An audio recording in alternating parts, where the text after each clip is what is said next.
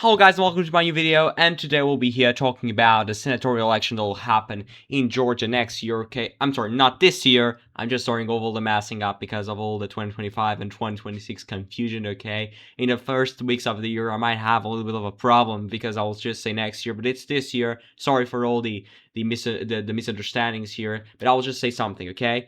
We will have one of the most important elections in Georgia this year. And Jon Ossoff, the incumbent Democrat, will face a very important race there. And I expect him. I just want to say this is the bottom line of the video. If you want to leave the video, this is my prediction, at least as by now. You can leave the video if you want, if you don't have time to watch the video. But I'll just say now the bottom line. The bottom line is I think Jon Ossoff will win by around 2 to 5 points in difference. Okay, that's my prediction. Now I'll explain why I think that. Okay, so Jon Ossoff won in 2020 the election in a very great year for the Democrats, at least presumably because of all the Trump pandemic chaos, and probably that was great environment for the Democrats. Don't disregard for any people that were harmed during the pandemic. I just mean in terms of politically speaking, okay, to be sure. And Jon Ossoff won in a runoff, of course, because Perdue won the first round, and Ossoff won the runoff against David Perdue, a very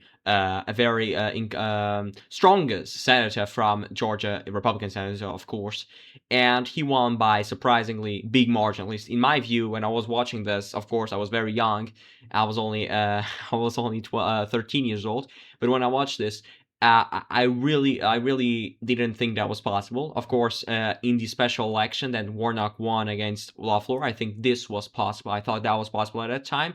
But senatorial against a strong incumbent, not independent at all, a strong incumbent, David Perdue, probably because of all the scandals, okay? All the scandals with the Georgia Secretary of State, I don't know his name, to be honest, I'm sorry, that Trump asked him to get 11,800 votes, and that was really sad, to be honest, of course, but I didn't think that this was possible, but it is. Why this was possible? Because of all a strong rejection of Trump across the suburbs. Of course, David Perdue is not a Republican Party, but David Perdue didn't condemn Trump's attempt to overturn the 2020 election that was not rigged as he claims. Okay, this was just, you can have opinions that the election system needs reform. We cannot say that was, I don't think, and this is my opinion, you can have yours, but in my opinion, that was not a rigged election, okay? You can have all the studies that were made after it, and you can say that, okay?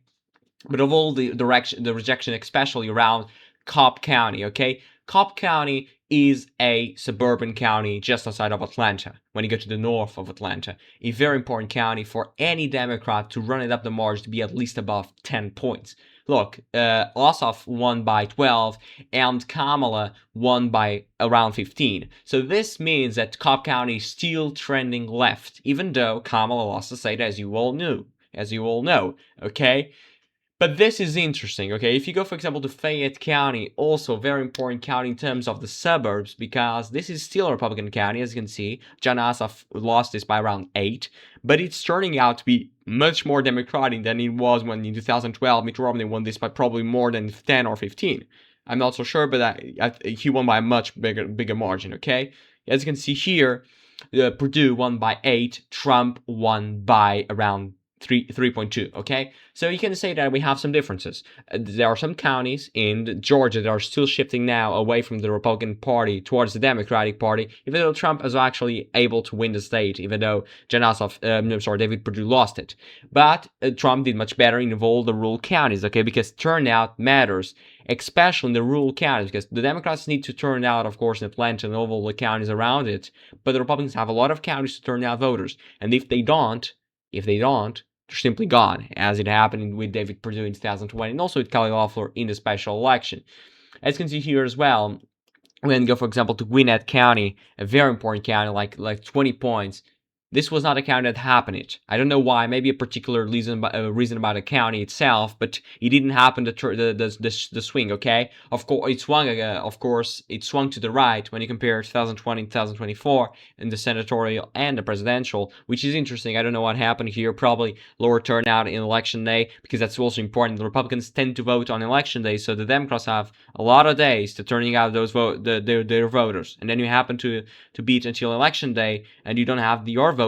You need to turn out in big numbers. That's the Republicans. Okay, that's why many Republicans activists are now trying to enhance the early voting, to try to convince people to vote early, because somehow they may miss the vote in election night, because they might have some, I don't know, maybe some meetings, some people things schedule, and they just forget about the election, and then it's gone. Okay, cannot vote again. And if you try to vote early, of course you have a second chance during election day to vote, and that's also very important. And people and Trump, especially Trump, dismissed the early vote and tried not to vote. People just flood the polls in 2020 in election, non-election day, and not try to vote early, and that was actually not great for the Republicans at all. And now they're actually trying to vote more early, and that's helpful, of course.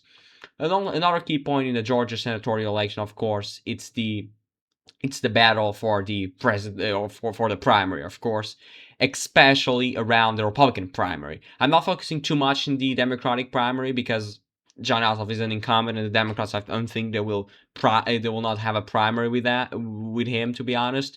But as you can see here in the Republican primary, you have Collins and Carter and Dooley as well, the three main candidates right now running to get the nomination. I think Collins and Carter are the ones that are more favorable to win this, but Collins is probably the front runner, and I know a lot about him. I don't know a lot, but I do know that he tried to in 2020 to run. Let me just find it here.